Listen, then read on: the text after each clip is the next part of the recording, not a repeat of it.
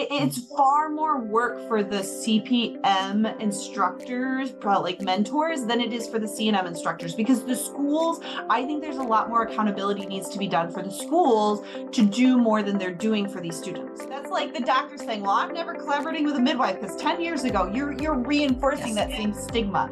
And it's a vicious cycle, because I know there'll be midwife schools that are like, you're criticizing us. I get they have their challenges.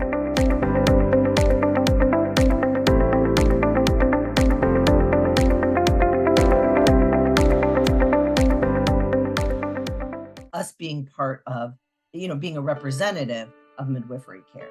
We're all like, cowboys out there like, no, I'm the only one that can really do this right. And that's just ridiculous. And that's part of, why there's this infighting and so forth is like, can't we just agree that midwifery care is good for women and it's good for families? Here's what that looks like. Everybody get on board, like, why do we have to make it like, oh, this midwife does this and doesn't do this and blah, blah. You know what? Who cares? Yeah. Just like literally. Augustine Colebrook at the Midwifery Wisdom Conference, the second one, it was absolutely phenomenal. So if people can go to it next year, it's in Louisiana. I highly encourage it. But she did a really phenomenal talk about paradigm shifts and life is a game. Too many midwives play the finite game. We don't play the infinite game. We play the finite. We're thinking of our little space, our little world, our little situation. We're not thinking the bigger picture. Most other systems and things that are playing us are playing the infinite game. Like she showed so many great examples through history and game. So like, it was a phenomenal speech she did, and it hit home. Like, how are midwives playing the game of life? Are they just focused in little and baby and small and just what matters to them? Or what is the legacy of my children? What is the legacy of midwifery? What is the legacy of what we want for our next generation? How do we play the infinite game? Like, it was awesome.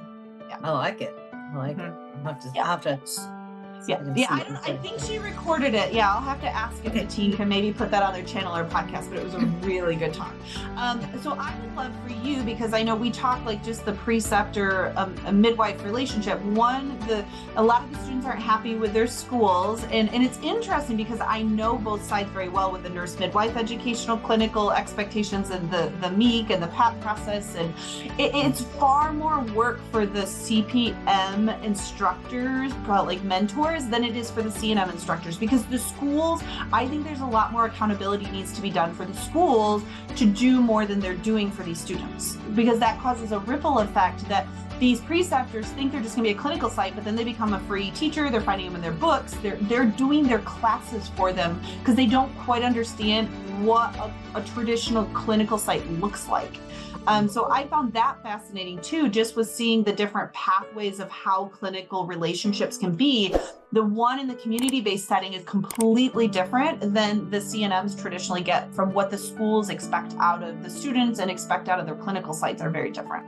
Yeah, it really is. There are not a lot of requirements for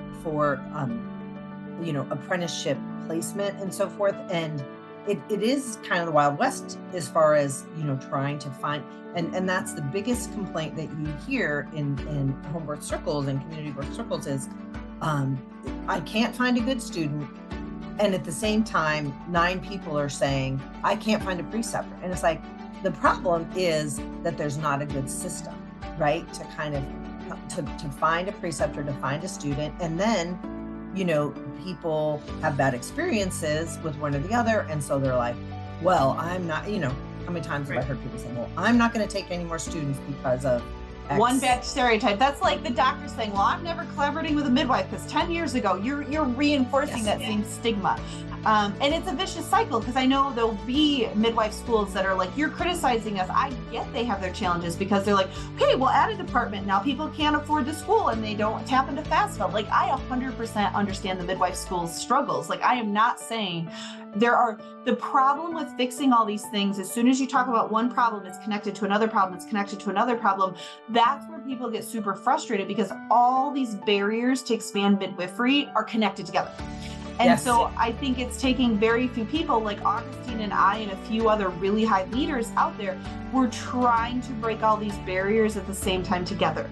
but until other people are saying, I'm willing to change my local preceptor site, I'm willing to put boundaries of what a relationship for mentoring and structure looks like, all of us on a high level trying to make these things happen aren't going to matter if the grassroots aren't saying, I'm going to try to do my part. I'm going to try to shift how I think about students, how I approach midwifery. We have to all do it together.